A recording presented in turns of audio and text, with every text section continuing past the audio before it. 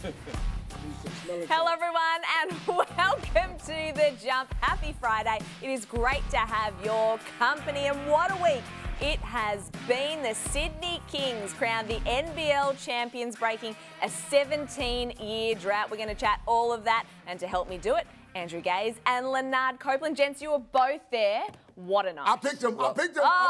You also sacked their coach, mate. Mate, I picked him before the start of the season. I'm the one that fired the coach up and got him to the level they need to be at. Okay. I put the pressure under him, and he fired him up. Well, hey, congratulations to the Sydney Kings, because these things aren't easy to win, and they did it in spectacular fashion. Shaky start to the season when they had a few injuries, but once they got their group together, and Ian Clark, how valuable was he? Yep. Started 0 for 5 in that Game 3, but got it going from the perimeter, and just a fantastic performance. And having said that, and I know they've received a lot of accolades throughout the course of the season, but congratulations also to the Jack Jumpers in a fantastic season. And history will look back on it, and it'll look in there, and it'll look like a pretty convincing win. But each and every one of those games, they were into it.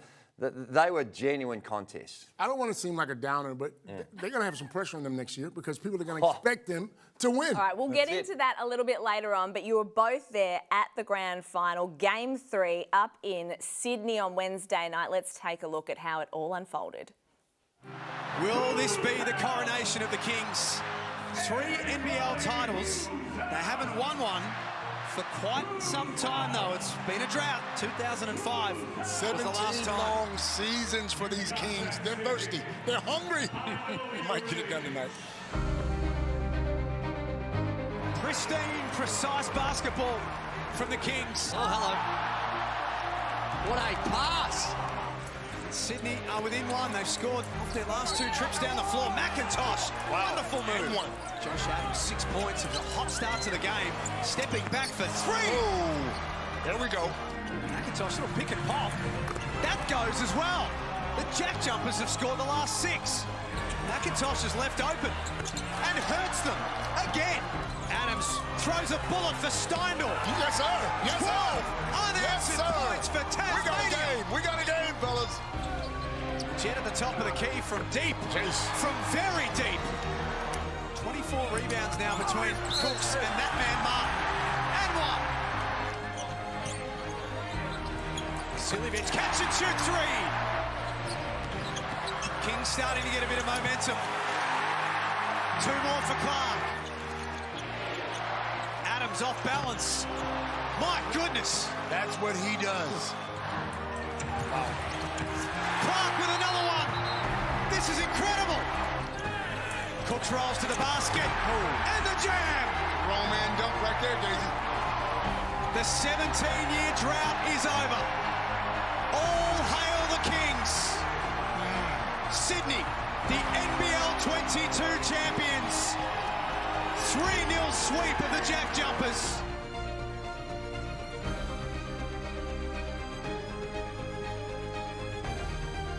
And there were so many great storylines to come out of this because they did it all without Jalen Adams, their MVP as well. Chase Buford at 33, the 4th youngest NBL coach to win a championship. And Fleur McIntyre, who's such an important part of their coaching group as well, becomes the first woman to be part of an NBL championship too. So storylines everywhere, and it was an incredible night. It was, and I think that the Sydney Kings put together a roster that was always going to be tough and was always going to be a championship contender. And their combination of their 3 imports, I think they are the best 3 combination we've seen possibly in the history of the NBL. They fitted so nicely with each other. They had great balance and, of course, incredible talent. So it was always going to be tough for any of the teams in the competition going up against the Sydney Kings. And offensively, they were elite. Defensively, they put together some really good game plans and how to deal with the various challenges that were thrown at them. So full credit to Chase Buford and the entire Sydney Kings organisation. Here's the question. Can that group stay together for next year, though? Oh, well, we're going to ask Kane Pittman that a little bit later on and delve into that. But that is, of course, going to be the challenge too for Tasmania. How do they take that next step forward? You talk about the pressure that's on them, but they have captured the hearts and minds of an entire island. And we've been talking about this all year. look, they've done extremely well. Do they bring their imports back? Do they get 2 other imports? And then if you bring some guys in who want to be the man, so to say, do you lose that culture, Daisy? What happens with the Jack Jumpers? Well, I think that Josh Adams and what we saw throughout, in particular, the grand final series, that was nothing short of spectacular. And just on this, as we see these celebrations here, congratulations also to the Sydney Kings audience, their fans, for the respect that they gave to the Jack Jumpers. They acknowledged it's just an incredible achievement that they were able to do. And a record crowd, 16,000. They beat that crowd. Well, it was a bit setback. But we're still 4 out of the top 5, still pretty good. We'll take it. But I not think about you. it's about how they build those pieces in order to get to the next level. And Mikhail McIntosh, he after everyone halfway through the season said, get rid of him. We had him on the plane. He's not good enough. But Scott Roth was able to find a formula for which they could extract some really good stuff out of him towards the latter stage of the season. And Josh Magette, I think that he is highly underrated. You look at his pure numbers, and they don't really jump out at you. His shooting numbers, I'm talking about. Yeah. But it undersells. Great assist, man. No, great assist, man. And to your point, Copes, the way in which he brings the team together, and I think that's going to be a real challenge because chemistry was clearly a big part of what they did this season. Well, Kane's going to join us a little bit later to talk more about the NBL Grand Final, but let's get straight into the jump starters. Thanks, of course, to DoorDash, your delivery MVP, the official delivery partner of the NBL. And we want to start with the Denver Nuggets star. Nikola Jokic crowned the MVP for the 2nd straight season. Yeah. His raw stats were better than last season, but obviously the conversation surrounds whether Joel Embiid possibly should have got it. Where do you guys sit? Surely he deserves it. I mean, his numbers are crazy in every category: scoring, assists, rebounding. He's a 5-man. He's a big man that comes down the court. But then there's an argument that he's not in the playoffs anymore. He's out, and the 2 guys, Embiid and Greek Freak, those guys are still in the playoffs hunting for a championship. Why aren't they voted the MVP? Well, the MVP's voted on the regular season, so and you've got 82 games that team to put up to be able to express what you can do, and I think no one's going to complain if any of those, like you said, Copes, won the MVP. But Nikola Jokic is so much fun to watch as well. His passing ability for a big man is elite. His scoring, every aspect of it. He's just been, look at the no-look pass, the way he finds his teammates are great. Joel Embiid is another one that had a great year, and a lot of people were expecting he was going to be the winner. But each and every one, and you only had to watch Giannis yesterday and what he was able to do to bring his team back. He's just been fantastic. So the league is scattered with even other guys that perhaps never had the same type of regular season, but you look what they're doing in the playoffs. Jason Tatum is another one. Had a slow start to the season, but gee, he was There's a lot of talent in the NBA. There certainly is. No dice, though, for Joel Embiid. Let's hear from the 76ers star on what he had to say. I'm not mad. No, that's 2 years in a row. I put myself in that position. It didn't happen.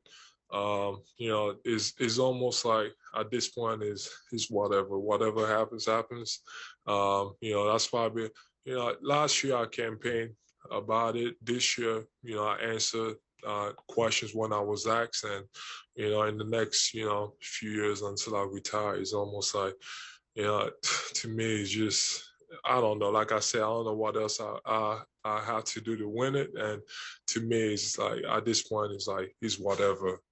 What else does he need to do? He needs to get someone else to vote is what he needs to do. Who votes for these guys? Well, that's the thing. If you look back in history, I actually think there was a couple of times that the great Michael Jordan got snubbed a little bit as well for some of the seasons that he was able to put together. But, yeah, the voting's always going to be one that comes into question. It's a whole suite of media and a variety. I think, actually, the NBL do it the right way. They actually vote from the players and coaches. Not all of them, but the captains and the coaches get their vote. I reckon that's the right way. And they would have a first-hand experience that it goes beyond just the numbers. All these guys have got incredible numbers, but those little things, sometimes those intangibles, the coaches and the players would probably have a better assessment on who is perhaps more worthy than others. So we all know there have been some very outspoken critics on our man Ben Simmons and his back injury. Shaq is one of those, and he's not backing down from the swipe he took. Take a listen. When you leave people room to speculate, everybody's going to make their own speculation. If I said something that was hurtful, maybe he should call me and say, hey, you said this, and then I'm intelligent enough to stop time and say, okay, when did I say it? You know what? That wasn't right. My bad, big homie. But right now we're just going on speculation and some facts, because I got people where he is. So I know a lot and I see a lot, but you know, we don't. He hasn't said why he's not playing. Copes, should Ben call Shaq?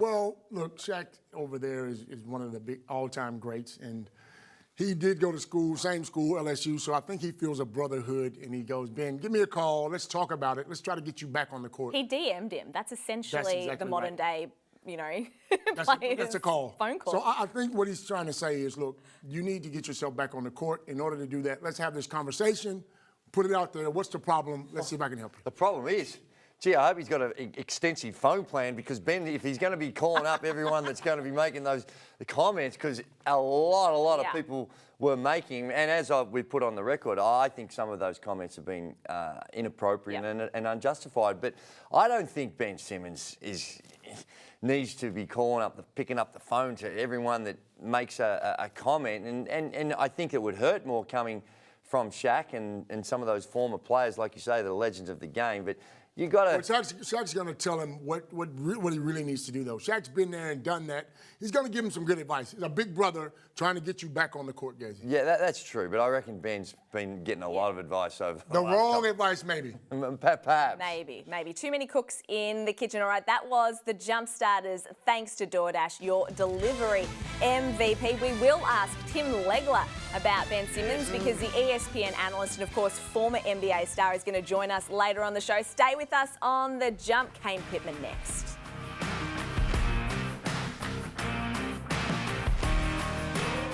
You're watching The Jump. Happy Friday. It is so good to have your company on what is our final show for the season. Sad. I'm going to miss you guys. Are you? For a little bit. Say it like you mean it. Come on, Gazy. Give me a tear. You will cry on TV. We've seen that. You will cry on TV. Give us a tear, bro. No, not today. Maybe at the end of the show, we'll get him there, Copes. All right, let's talk NBA playoffs. And, of course, the Bucks lead the Celtics 3-2 after Game 5 went down to the wire. And Giannis, just a lazy 40 points to break the hearts of the Boston Celtics. But it was Drew Holiday, of course, who came up with the game-winning block and then picked the pocket as well of Defensive Player of the Year, Marcus Smart. The irony in that one. It is. And to me, this has been one of, I think, the series to watch. It's been the most enjoyable, incredibly intense, and offensive rebounding. There's Portis coming up with a little putback that was the go-ahead basket after they trailed by as much as 14. And then the block. Drew Holiday, there was the big shots and that huge block. And Marcus Smart, he was having a great game up until that last quarter. The turnover, that block shot. They're doing it all without Middleton, too. That's what I mean. Yeah. This team they won the championship last year. They got the experience, and they're doing it without one of their best players. But when you got Holiday and, of course, Giannis Antetokounmpo, who's just been incredible. When he gets ahead of steam and is going downhill, get out of the way. He is the hardest player to stop in that situation than anyone in the competition. And but again, it was the O boards. The Celtics. The amount of second shots, the kick-outs, in crucial times in that last quarter, they either led to 3 balls or we saw the Bobby Portis putback that went off a free throw. Now, you love the intensity, but two Celtics coming together and spoiling each other, costly. But this series ain't over. It's not over. Well, you got Gazy. I think the Bucks will win it. Okay. But, well, because they've got home court advantage, obviously, coming into Game 6. And Chris Middleton is eyeing off a return in this game. So you think if he plays, probably. I'm going to leave him on that bench. I'm going to just leave him on that bench and let him get a little time, get that leg right, and then I'll bring him back afterwards. So if the Bucks go through, are they your would you change your mind? Because I know you're on the Warriors, but do you think the Bucks Actually, would be you're on the Warriors. I was on the Warriors, but I think in the East, if the Bucks get through this one, I think the Bucks will get through on the East and will have a chance to defend their title. But I think this season, this has been the most even in a long, long time. That standout team that's got those marquee guys, there hasn't been as dominant for all the teams, and every single game has been highly competitive. You only have to look at your Suns. Every game except your boys have lost by 50 yesterday. Yeah, That's right. let's talk about let's that. talk about that. Because the Grizz absolutely crushed the Warriors. At one point, it was 55 points up. Can you explain that? What's going on? Well, you always have those days, Copes. And, By 50? Yeah, that was a setback. But they were 3-1 up in the Just a series. minor setback. And this was just a white-hot Grizzlies team. We've seen it all season. They go under the radar, and I think that people forget what an unbelievable regular season that they had. But no Ja Morant. No Ja They Morant. seem to play better without Ja sometimes, doesn't they? Well, yeah, everyone says that, but then they lost that game in Golden State, and that was a game where they led all bar the last 45 seconds or whatever it was, and I think that that man there, Jackson, he was 0 of 7 in the game before when they lost in the Golden State, and in that one there, him along with everyone else, they were knocking down You know who's threes. playing? Steven Adams has come in and finally started playing some minutes. Your favorite, Steven Adams. Yes. Well, you know, He's doing quite well. The other thing Man is, Mountain. If I'm Steve Kerr, maybe he needs to start renegotiating and say, hey, look, when I was at coaching the group, we had no problems. I wasn't there and we were 55 down. So perhaps the coach has got a little bit to do with it as well. I mean, Ja Morant's probably going to miss the rest of the playoffs at this point with the bone bruising in his knee. I mean, does that essentially cost them a title? I know they're doing okay without him, but... You'd much rather have him than not have him, of course. And you saw in some of those early games, he has just been sensational. But they've shown throughout the course of the season, Copes, that they do quite well without him. But as much talent as they have and as good as they're playing, they don't have that real deep playoff experience. So that's what I'm worried about. In order to win a championship, you got to have that. You got to go to a championship and lose one and then come back. And they haven't been there. Well, this next one's going to be crucial, isn't it? The Warriors, they go back home and it's a tough. It's over. It's a fortress there. Hard to, maybe. Are they damaged psychologically after getting an absolute smacking? I wouldn't have thought so. They've got too much experience. All right, stay with us on The Jump. Kane Pittman is set to join us in the studio on the other side of this way, plus Tim Legler to join us also from the States. Stay with us.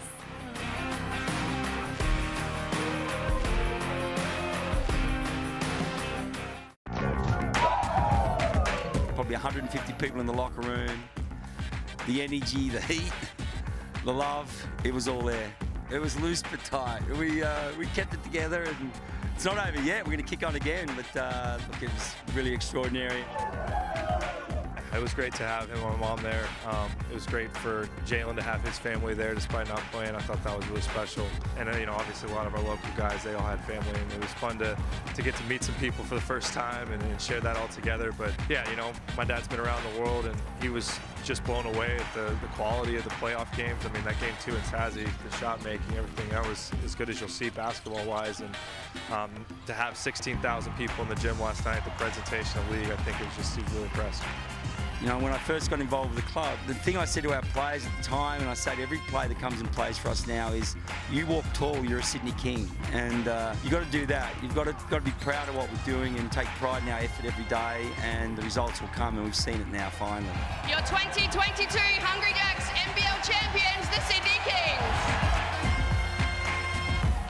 What a night in the hoops capital, and the man who was in the thick of things, of course, was Kane Pittman for ESPN.com.au. Kane, welcome to you. Have you recovered?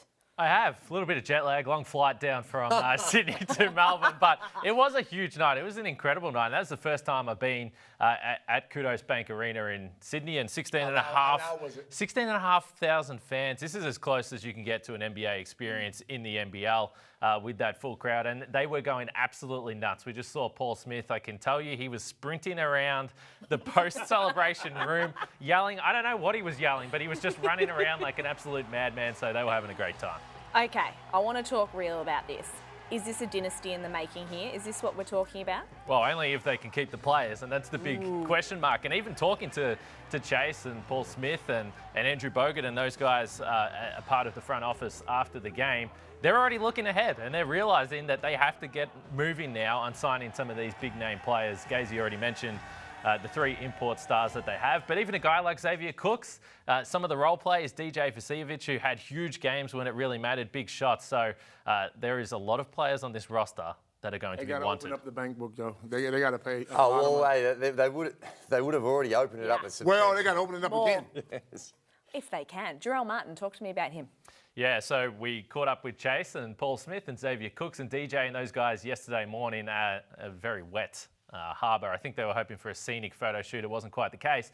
Jerrell Martin wasn't there. He was already on a plane back to the US. So he went straight from the celebrations, no sleep, straight to the airport to get home. So his partner is a couple of weeks away from having their first child. And he wanted to be there for the final ultrasound. So he booked his flight a week ago. He told this team before Game 3, we're not going back to Tassie. We are winning this game tonight. And he played like that. 23 points, 17 rebounds, and some of those boards that he had, he was playing like a battering ram at times. And the reason for that, he wanted to get home for this appointment. So that's a great story. Well, he's a star, isn't he? And I think the thing about it is he's both inside, outside. And when you look at those players, and everyone talks about players that could play in the NBA, with his size and his perimeter shot, I think he's probably one of the ones that most likely, even ahead of some of the other guys, because of just his physical attributes. And he's been there before. He's been in the NBA before. So when we look at Tassie, what do they need to do now, Kane, in your opinion, to take that next step and potentially contend again for a championship? Yeah, not surprising. The imports have said that they would return if that's able to be facilitated. But I think the question for them offensively, the way that this team had to play and the way that they had to scrap and battle on the defensive end night in, night out, they didn't really have a pressure release valve on the offense. And Jack McVeigh obviously didn't play Game 3. But I think the question would be, do they look for a guy that can be more reliable to perhaps support a guy like Josh Adams? Because as you already described, Gazy, Josh Magette is more of a facilitator. And he started the season scoring more. And Scott Roth told me that he actually had to sit him down and say, I didn't get you here for this. I got you here to be a point guard, to facilitate and control things. So the question will be, can they boost the offensive firepower? I'm worried about bringing in another guy who's not culturally based, come in, try to get his points, and then he messes up the whole thing. Well, the thing that they do have a star coming back in Will Magnay. You know, they played with him. They only played 10, 11 games, and it really wasn't a part of that incredible run that they made. So with him back healthy, that'll give them a little bit more flexibility in some of the decisions that they have to make in regards to those imports. I think it's unlikely that we'll see McIntosh come back to the team. The one that's going to be the bigger question, I think, is Josh Magette, in whether or not you think that he's going to be good enough to get you to that next level, along with Will Magnay coming back in. A lot of those Australians, I think that on their roster, they've already got commitments too. So the flexibility really does lie with a couple of those import spots. And you're not signing your imports. In an ideal scenario, you're not signing your imports to be role players. We saw that with the Sydney Kings. Absolutely. They were the stars, and that's how you can win a title. They need to score points. And again, when you go to the Summer League, there's going to be a million guys over there who can score. Again, are they the right fit for this team? On the signings of those import stars, we know in the NBA we get to see how much money these guys are making. Do you think that we should have a bit more transparency in the NBL?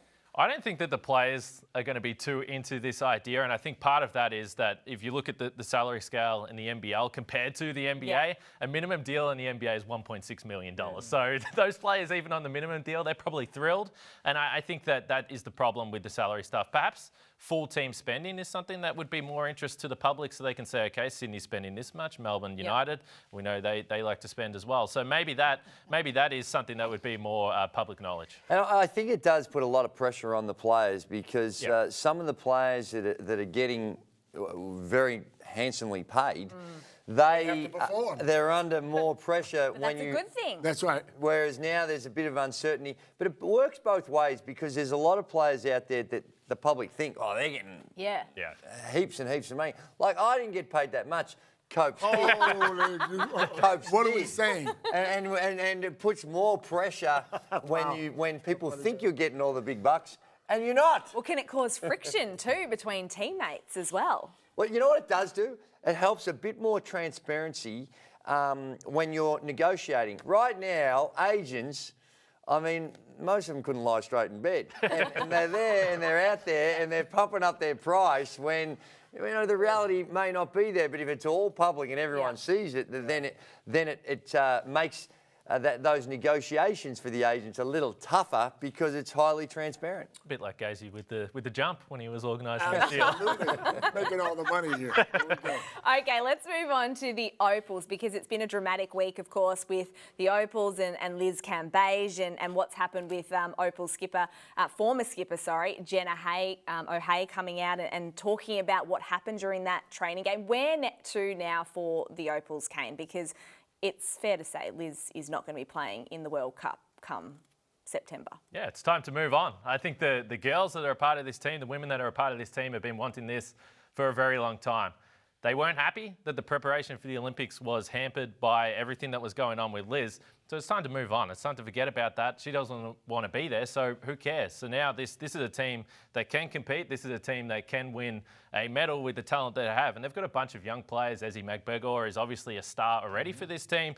Annalie Maley is perhaps someone that can come into the squad, was putting up video game numbers in the WNBL, and now is playing for the Chicago Sky. So there is a number of talented young players on this team that this is the start of a new era, and it's time to just get rid of all the background noise and just play. Look, there's no doubt she is a talent. You put her on any team in the world, she makes them better, but it's just the off-court stuff that drives people crazy. And you're right, we need to make a change and get her out of here. Time to move on, I think. Kane, thank you so much for all of your fantastic work this season. We've loved having you. The only bone I've got to pick with you is you promised us Giannis. Where's Giannis? I was worried for a second. I didn't know where you were heading with that. Giannis, I know, it's disappointing. He's got a bit on his plate at the moment. By the way, you were talking about MVP. He was the MVP. Hey, how's your date life anyway? That's what I thought. That's what I thought. Couple times you were going on a date. We don't need to talk about that. We'll ask him after. Oh, good? We'll ask him help? Good luck in the off-season. That's what we say to you. Thank you. Love your work, Kane. Of course, ESPN.com.au for all of Kane's fine work. Stay with us on The Jump. Team Legler to join us from the States next.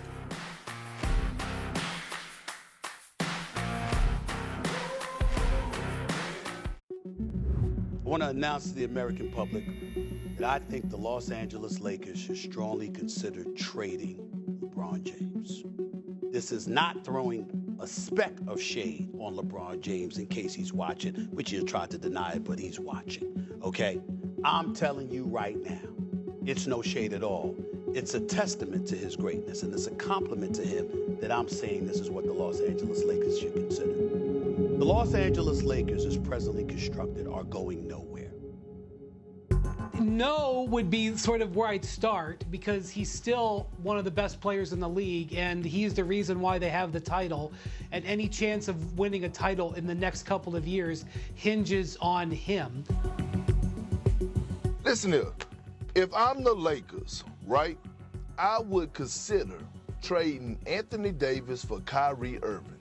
I believe when you look at the Los Angeles, when you look at the Los Angeles. Hold on. Don't just blow by. Repeat that for the audience. Let's pause for a second here. Let's pause. I need you to repeat that slowly so the American people can hear what you just said. What did you just say? You do realize that I talk slow. So how much slower do you want me to talk, okay? I said, Stephen A., that if I'm the Lakers, I would really consider trading Anthony Davis for Kyrie Irving. Wow. Well, Stephen A. Oh, Smith, my. we absolutely love him because he is a walking headline. The debate continues to rage. Which side of the fence do you both sit on? No, I'm not in the trade LeBron James. I think there's a few other personnel that they can consider looking around. The Anthony Davis one is one that would be a tough one to call because he is a game changer. He's a superstar. But he'd be the one if you're saying, well, you got to make some. But are you saying to me, if he got the right person, you wouldn't trade LeBron James? He's No. 38. He's 40 years old, Drew. You got to get what you can for him right now. No, well, that's true. But you're talking about one of the, arguably the greatest player in the history of the game. So what does that mean, though? Well, I think that you still have the potential, and you only look at the numbers this season and how durable he still is and how well he can play. He's something that you'd consider being still having the capacity to be a marquee player on a championship-winning team. If I can get 2 superstars for LeBron James, pack it up, LeBron. We'll see you later. Well, to weigh in on this topic and much, much more, let's welcome in from the States, ESPN analyst and, of course, a former NBA star himself, Tim Legler. Tim, thank you so much for joining us on The Jump. It's great to have you.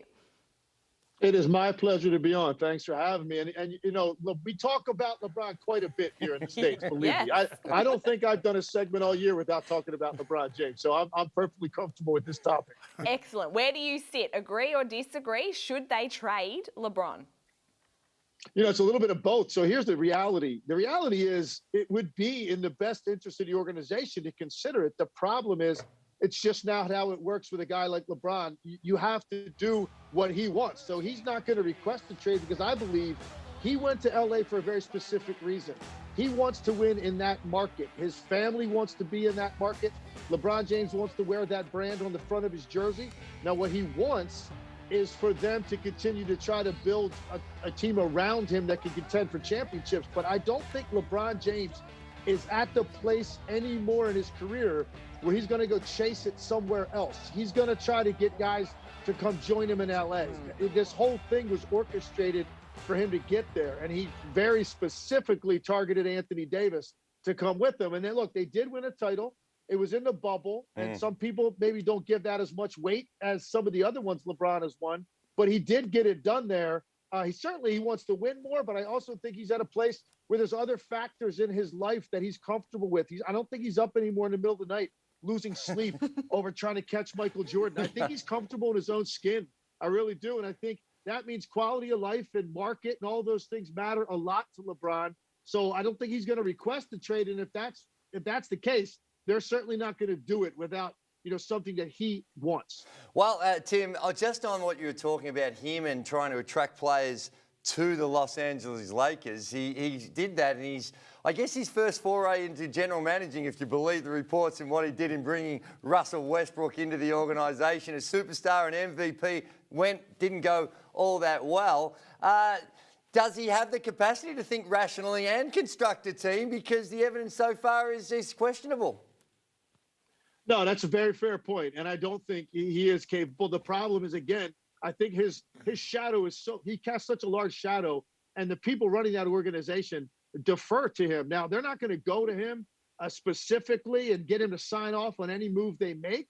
But, you know, you hear a lot of rumblings about, LeBron, he says, well, I'm going to kind of leave that up to the basketball people, the Lakers. And we all know that that's disingenuous. He's going to have a fingerprint on this. And clearly, LeBron is the kind of guy that can actually affect policy just by making comments to the media. He doesn't even have to talk to the team. They can interpret what he is saying in terms of what he wants. But his track record, no, it hasn't been great, particularly with what they've done to this team. And then really the disastrous trade that the Russell Westbrook trade ended up being, and what they gave up and the production that the guys they gave up ended up having in Washington, and the complete lack of fit that Russell Westbrook was with this team. There's no other way to describe this Lakers season than a complete train wreck. I mean, it's an abject failure if you've got LeBron James, Anthony Davis, and Russell Westbrook on your roster, and you're not even in the play-in situation. There's no other word for it other than disaster.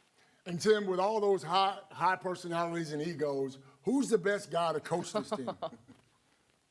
It's a great question. So really, and I said this yesterday on the air, and people kind of looked at me crazy because they don't think it's going to happen. And I said, point blank, ask LeBron James who he wants. Because, and here's why I say that.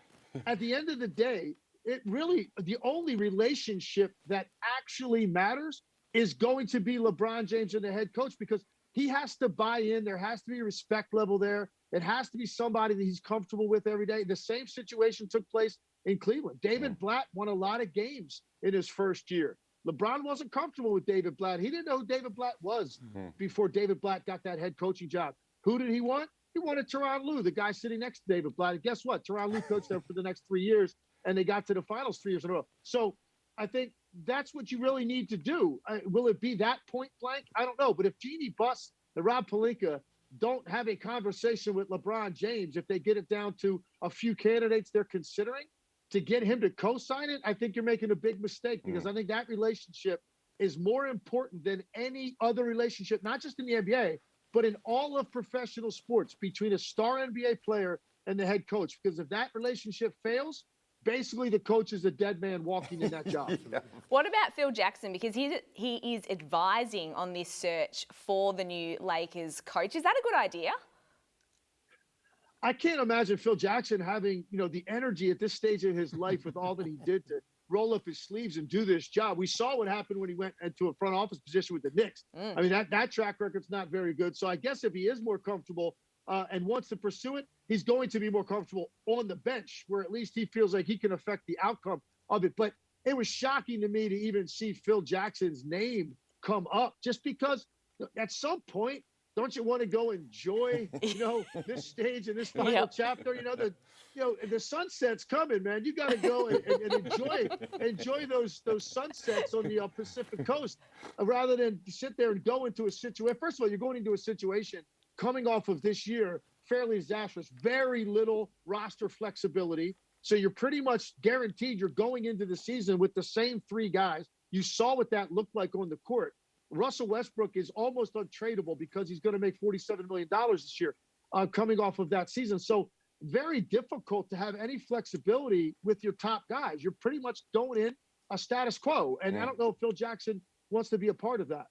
Hey, Tim, outside of the Los Angeles Lakers, the other thing that we've spoken about on this show ad nauseum is Ben Simmons and that whole saga there. And when you think about the Lakers and you look at the Nets and you see Kyrie Irving with some of his approaches to the game as well. But just firstly on Ben, how do you see that all unfolding? And do you see that he can get back to his best in the NBA? I'm worried about him. I'll be honest with you. I'm worried about him. And I lived in the Philadelphia market a long time. I saw a lot of Ben Simmons when he was there, a lot of games at Wells Fargo watching him play. And, it was obvious at times throughout his time there, as great as he could be defensively and as a playmaker and this unique 6'10" speed up the floor and his vision and all the things he does that absolutely have value and help you win. It was always obvious from the beginning that there was something else between his ears that affected him as far as a scorer in certain situations, and he would lose confidence. And it was an up and down, peak and valley type of situation for several years. But it all came to a head over the course of the end of the season a year ago, and certainly culminated with that series he had against Atlanta when, for a starting point guard in the NBA, when that is now an elite level scoring position on most teams, to have your starting point guard, your primary playmaker, not attempt a field goal in 5 fourth quarters in a 7-game series, and including, the play that really encapsulated everything when he goes up for an uncontested dunk really over Trae Young and passes it to a non-scorer and T. Stiebel at a critical time in the game. Like that to me was like, that's the snapshot of it all. But for me, it was so many more episodes I could have pointed to. So I said it on the air that night after that game. Knowing that market, I played college basketball in Philadelphia. I've lived there a long time. I knew the media and the fan base were going to have a very difficult time accepting what they just watched the following season. So I said that night, Ben Simmons can't play in Philadelphia ever again. That was literally within an hour after that game was played. Wow. Because I knew how hard it would be. And certainly we all saw how it unfolded over the summer. And it got to the point where it was a massive distraction for Philly. I am worried about his future in the league. When they were talking about him coming back here during the postseason, I knew that was an enormous mistake. I just thought a guy dealing with, some psychological issues, lack of confidence, been out of the game for a long time. And then he said he had some physical issues with his back. I just thought, what are you doing to this guy? And why would he consider that? Because there's going to be so much scrutiny on him for a very short period of time. And then he's going to get to the summer. Let's let him get to the summer, get an off season. Hopefully you get the type of, and I think he needs a sports psychologist, get to a sports psychologist, get the physical, the back dealt with and the physical rehabilitation dealt with. Most importantly, though, is this. You need to spend an off season with your teammates and earn their respect, because right now, 100%. I don't think the Brooklyn Nets respect him. And so you got to spend a summer in the weight room, working out with those guys, letting them see that this game matters to you, and winning and losing matters to you, and being great matters to you. And I don't think right now very few people in the NBA believe that about Ben Simmons. And I think that's why right now I'm concerned. Unless he has that kind of off season, this could linger into the following season. And if that happens, I mean, you might see a very short career for an elite level talent. Yeah. Wow. And Sean Marks has got some challenges because he's also got to come up with a decision on Kyrie Irving, who has $1 bazillion in an extension that he's eligible for. But given what we've seen of him, and I'm not sure if he still thinks the Earth's flat and all that other cockamamie stuff that we've seen from him over the journey. If you were Sean Marks, are you going out of your way to recommit to Kyrie Irving? Well, yeah, guys, I almost walked around my hotel room with sage, burning sage before this interview, because I know that apparently, that Kyrie thinks that that's something that can help your performance. So I was very worried about this interview. But all joking aside, I loved what Sean Marks said a couple days ago. I really did. He basically said, we need to make sure we've got guys that are available to play and guys that want to be here and want to build something that we want to build toward a championship caliber team. What Sean Marks dealt with this year, what Steve Nash dealt with this year, was really unprecedented. I mean, when have you ever seen a situation where first you've got a star point guard in James Harden who decides he doesn't want to play there anymore? You've got another elite level point guard / two guard, Kyrie Irving, who says, I'm not going to get the vaccine, so I'm not going to be available for you for most of the season. And then on top of it, then you you make the trade and you get back a third point guard in this league who he doesn't want to play either. So you think about what Sean Marks and Steve Nash dealt with. I mean, I can only imagine what Steve Nash's thoughts were when he was alone by himself or home with his wife talking about this situation, because it's just mind-boggling to a guy like that. So you're right. Sean Marks has a big issue, but I also think he's starting to get ahead of it by putting the notice out there to these guys on this team. I want people who are available to play. Obviously, guys can get hurt at any time, but you got to be available. You got to want to be here and understand what we're trying to build here from a culture standpoint. And so I think that's the first step for Sean Marks. Tim, enough of the craziness. Now let's talk about something positive. Josh Giddy, someone we're very familiar with. What's your thoughts about Josh Giddy? Man, I loved watching him play this year. And I wasn't as familiar with him as a lot of guys, but the more I watched him play, the more I realized this is a special talent. The thing that I love about him more than anything, besides that beautiful flowing hair that he has when he runs up and down the court, is his ability he's got so much confidence. Like he doesn't look at any situation as being fazed by it. And that really is what impressed me so much. He's got flair to his game. He's got the ability to beat you not only as a scorer, but as a passer. So I was very impressed. I think he's got an incredibly bright future because he's got some serious swagger and the lights are not too bright for him. And that's the hardest part sometimes for guys to overcome when they get a taste of the NBA is you can't run from the light. You got to run toward it. And he definitely does. Hey, you're an absolute superstar, Tim. We could speak to you all day. But just before we let you go, you got to work and sit alongside some different sort of cats. When you're there with Stephen A. Smith and Mad Dog. How is it? And you're trying to have a rational conversation some of the time because it looks like a bit of fun at the very least. Entertaining. It's very similar preparing to go on to First Take. And Stephen A. Smith and I, by the way, I've been friends for a long time. He's a Philadelphia guy as well. So we first connected probably 25 years ago. Stephen A. and I got together. And then he eventually joined our network and we're doing segments together. But before you go out there, like you're back in the green room, and it's very similar to like what a fighter is doing to prepare himself to go out there. Right? You're taping your hands, you're getting the smelling salts, like somebody's hitting you in the gut a few times, right? And then you get your hype music on, and you go out there because you have to be prepared for the conversation to go virtually anywhere. Wow. And that's what that show does to you. It's an adrenaline rush for sure. But look, it's obviously it's great debate, it's great fun, and sometimes it gets pretty heated. Yeah. So it's okay. I'm good with it. We absolutely love watching it. Never change. Tim, thank you so much for joining us tonight on The Jump. We really appreciate your time. It was my pleasure. Love talking to you. Hopefully we catch up again soon. Good, man. It'd be great to have you down under. Tim Legler there from the States. Plenty more jumps. Stay with us. We'll be back right after this.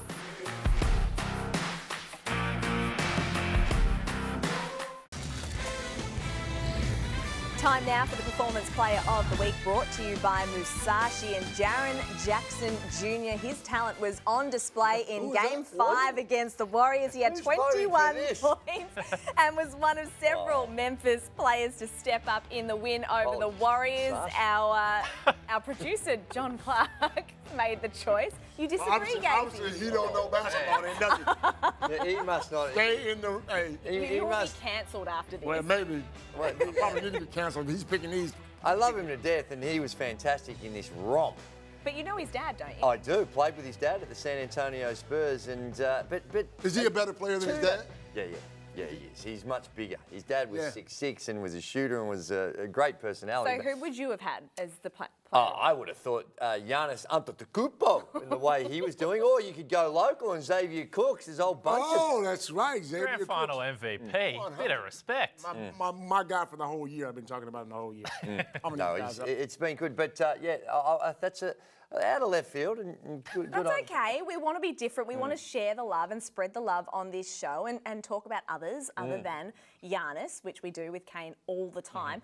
Don't take him for granted. I won't. Do not take him for granted. Drop 40. Well, James Harden certainly wasn't in the conversation for this one. Well, Where's he at? Well, he's had some good games. He's had some really good games. But he's not the James Harden of Houston. No, the thing, Kane, that watching him, he looks just a step slower. He's not getting to the rim. Maybe the change in some of the rules and the interpretations has hurt him. The step back's not as maybe he's just getting a little bit older. Yeah, I was going to say, is he just old now? Well, there's a little bit of that, but he's not that old, and they've got a tough decision, a $250 million decision they have to make for him. That's chump change over there in the NBA. Well, he's well into his 30s, and this was the problem when they did this trade, because it felt like a short-term venture for the Philadelphia 76ers. If they didn't get a title this year, potentially next year, you wonder how long James Harden is going to be able to deliver to the level that we know that he has. But $250+ million for a guy that at the end of his contract would be 37-ish, already looking like he's lost a step or two, that's pretty scary. Oh, they didn't make this trade without the expectations, and I would believe the conversation with James Harden, whether he would be prepared to make that commitment. Absolutely. But now when you get him into the system and you see it, I'm not sure that system? Level of money is justified anymore for James. Is it the system? Is it the coach? Is it? I mean, in Houston, he was the man and he got to shoot the ball every time. Now he's playing for Philly. He has to do this more. Well, there's a little bit of that to it, I guess. But I think you'd also look at with what they did Houston. Yes, they came really, really close against that mighty Warriors team. But he's no longer the player that can do it by himself. He can't be the sole go-to guy and win a championship, I don't think. If you're the Philly 76ers front office, what are you doing, Copes? You keeping him? I'm going to sign him. He's a superstar. He's bringing the crowd in. I'm going to sign him. For $250 million. That's peanuts over there. You guys talking about a lot of money. $250 million. No, man, I don't care how rich. So who are you going to go get? What are you going to do? Trade him again, or are you going to let him go? What are you going to do? Well, you're going to have to look at those options. But I think I would want him back. But at that. The number is so big and will commit you to limit your opportunities in the future. So you've got to put all these things together, Copes. If a team offers you that kind of money, that means they're making triple that money. So don't worry about it. It's $250 million. We always say you never have to worry about the owners. I think they've got enough money in the kitty. Right. They'll be fine. They'll be fine. Do you reckon it's going to be a busy off season with trades? Absolutely. It's the fun time of the year. You find out where people are going, new teams, new imports here in the NBL as well. So NBA draft's going to be exciting, so there's plenty going on. Yeah, can't wait to see where Dyson Daniels ends up. What are we thinking? Still that top 10, 15 range? Yeah, top sort of 10 range. Okay. The lottery will probably determine which teams need that type of player. We spoke about that with Josh Giddy last year. Obviously, the Thunder, it was opportunistic for them to pick up a guy at the point guard spot, and he's been fantastic. So we'll see what happens there, but it's exciting. Hey, I didn't ask you about Brian Goorjian. Well, Brian Goorjian, I don't think there was one person that watched Brian Goorjian this year and said, I think that guy's losing a bit of passion for coaching. Yeah. He was always going to coach. We know that he's going to be coaching the Boomers at the 2024 Olympics as well, so he's got a little period here to get through. But the Bay Area Dragons, Hong Kong-based team, and they are, so he's going back to Asia. Well, he is, and it's an interesting one too because they're going to be playing in the Filipino League and they're going to be based in the Philippines for the first couple of years, as I read the reports. This is a new Super League that they've got. It's like a Champions League for the Asian area. It's a big move for Brian, but he has that experience, and I think that's what have been attracted to a team that's looking to make some noise in that Asian League to get not only a high-profile guy, but a guy that knows the system, knows the culture, and it's a much easier transition getting someone like Brian Goorjian into a team that clearly wants to contend for a title. Because Brian Goorjian's going nowhere unless it's at a team that can contend for a title. How long has Brian been coaching? Is it 40 years? 1,000 years. Surely it's time to lay down and rest or do something else, surely. Do you think there was anyone in Australia that might have been feeling a little more relaxed now that Brian Goorjian has left there? Oh, Simon Mitchell, you can sleep now, brother. Hey, speaking of 1,000 years, this is our last show for this season, and it wouldn't be the last show without you bringing in like a VHS tape of your highlights just to finish out the show. Nice. You two. Who did that? Oh, yeah, you brought that in? I wasn't aware of this, but just look at the passing. I mean, passing. Anybody can. Nat can make that pass. You're joking. You gotta be athletic and go I'm get a good that passer. thing. I just can't jump like that. That's right. Look at that elevation. Yes, look at it. Mate, that is phenomenal how much I spoon-fed you. You had to because I was so wide open. But just look at that. Yeah, look at it. Man, you two. It's weird sitting next to you two who I grew up watching and idolising on the Yeah, after the show, is that okay? I actually brought in a little basketball for you to sign, so thank you. No problem, it has been great doing this show with the three of you. Thank you so much for watching out there as well. We really appreciate it. And of course, thank you to all the crew here. Not just on the floor, but in the control room. And, of course, our fabulous producer, John Clark, and the glue that holds us all together in Molly. Thank you so much. Thank you. Hey, and we'll be back in October, so a quick turnaround and we'll be back on the tools. So get a bit of a rest in the off-season and jump back on. Is everybody coming back? Well, you might be cancelled after bagging out our producer, so who knows. Have a great weekend, everyone. Thanks so much for watching The Jump. We'll see you very soon. Yes.